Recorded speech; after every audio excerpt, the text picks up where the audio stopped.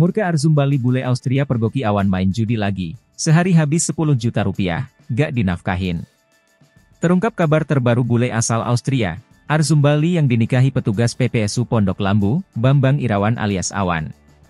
Sebelumnya, Arzumbali sempat curhat ingin pisah dari Awan karena sang suami kecanduan main judi online.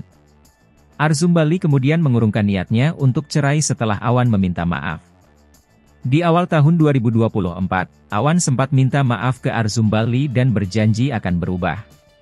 Bahkan Awan mengaku akan menabung dan menyusul Arzumbali ke Austria.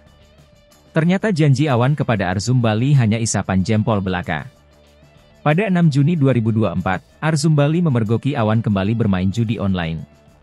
Pantauan tribunjakarta.com, di media sosial Instagramnya, Arzumbali menyebut dalam sehari Awan menghabiskan uang hingga 10 juta rupiah untuk bermain judi online.